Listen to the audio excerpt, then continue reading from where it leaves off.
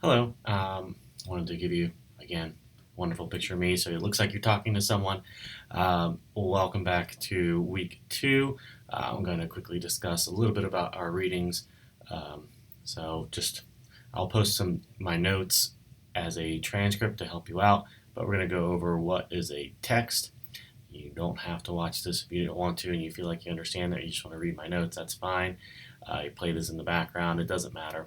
I just wanted to give you something else so you feel like you're getting a bit of a lecture as opposed to working on your own. So I'm going to disappear. I'm going to talk about working with texts. So this chapter is a little long, and that's okay. There's a lot of stuff in here, but I think this is a good thing for us to look at. So what is a text? A text can be anything, as they say, anything we interpret we can discuss as a text. So a text is anything that conveys a set of meaning to a person who examines it.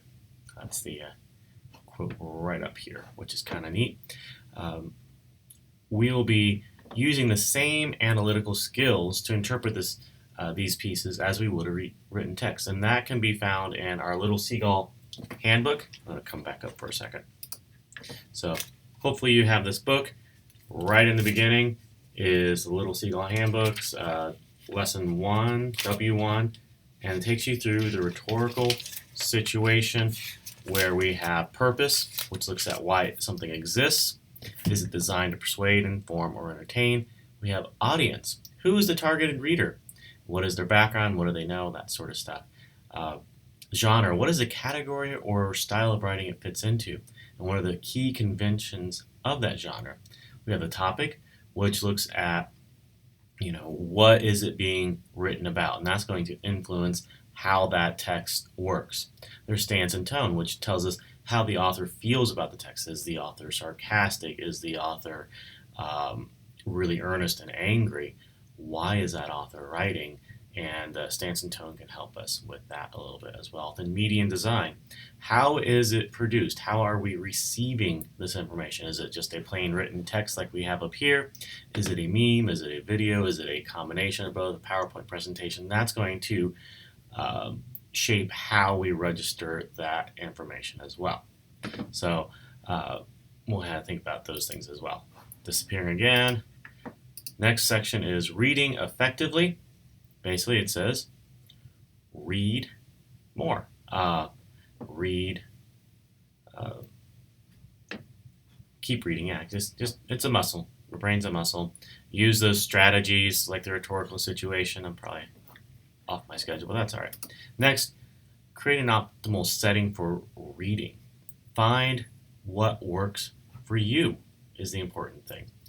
Pre-reading strategies will help save you time in the long run, and definitely know what to expect before you set off to read it. So research the author, the place of publication. So, for instance, when we read Should Everyone Go to College? You need to know what the Brookings Institute is in order to better understand the author's purpose and audience. We all have different learning styles. We need different approaches to how we learn, and that includes reading. So I think this chapter gives you some good advice to create the optimal setting. One thing I recommend is breaking your time into 20-minute chunks or sections. Set a timer for 20 minutes and be focused for those 20 minutes or 10 or 15, whatever works for you. Then give yourself a time break of about 5 minutes to devote to anything else. Getting a drink of water, a bathroom break, checking your email, your social media. When you are in those 20 minutes and find yourself thinking, I should check my phone, tell yourself you can do it during the break. You have it there and you can get back to work. Later on, we're going to be reading an essay called Consider the Lobster by David Foster Wallace. It's a difficult piece. You're going to have to use the rhetorical situation, but also you need to know more about who he is. So again, doing some basic research is going to be helpful. I'll provide you a video link that will definitely give you good information. So pre-reading strategies, definitely use these. I don't have really anything in my transcript about this, but this is going to be helpful for you as well. Reading efficiently.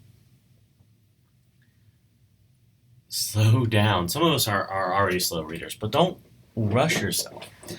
Read your sentences out loud if you have trouble with it. Ask questions and talk to yourself. Start taking notes on a piece of paper. Important thing to consider is that we are no longer allowed or permitted to skip over words we're not familiar with. You should look that up, figure out the context of it. Sometimes your understanding of the entire text is contingent upon knowing what those words are. So make a note, underline it, come back, look at it, read it again. Again, give yourself breaks. It comes back to taking notes in that text. You can write in your book. You can print something out. You get to disagree. See my annotations on Should Everyone Go to College. That's interactive reading. It takes time to learn to do this well. Many students will say they struggle with highlighting important information because they see it all as important. It's in the text. It must be important. But practice will help you quickly discern the information that deserves highlight. After that, do that quick research. It's pretty self-explanatory, part of your pre-reading strategies. But if something comes up, ask yourself, really? And take the time to look it up. You're allowed to doubt that text. Discover what the text is trying to say. I had a writing instructor that used to say, every novel teaches you how to read it. And so that first section of your work is going to really help you figure out what the text is trying to say. So you want to look at, again, the rhetorical situation, and then they talk about themes and symbols, which you're not going to get a whole lot here, but it's going to be there. Consider how the text affects you. A lot of good questions in here, but also consider that one of the oldest ideas in rhetoric is the Aristotelian triangle.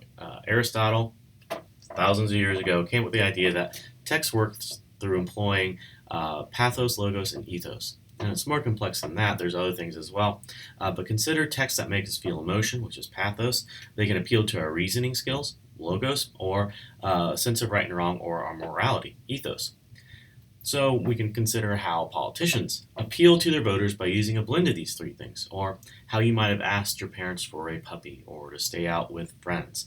You use very specific ways to push buttons of your audience to get what you want, and the authors do the same thing.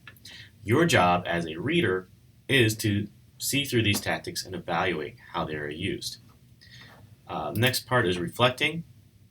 Once you've done your reading, you want to figure out what you know, what you take from it. So they talk about a minute paper. That might be a good thing. I ask all of you to summarize some of our works. You don't have to summarize these text chapters, but our readings. I'll ask you to summarize. It's a good skill to practice. It'll help you with the research paper and your other coursework. At least I hope it will. So remember, the more you read, the better you'll get at it. And the same thing goes with writing summaries. The last section is troubleshoot your reading. These are all good pieces of advice. If something doesn't work for you, do it differently. Find a different reading strategy. Ask different questions. Don't depend on other people doing that work for you, especially in an online class. You're going to feel like you're alone most of the time. Part of our journey as learners is to discover how you learn best and apply those methods. So this is some good strategies, a good set of strategies for you. So hopefully that's a very quick overview. I didn't really touch on everything. I'm not going to read it to you because you can read. But if you have questions about this or you want more explanation, just contact me and I will gladly talk to you more about some of these things. Have a good rest of the week.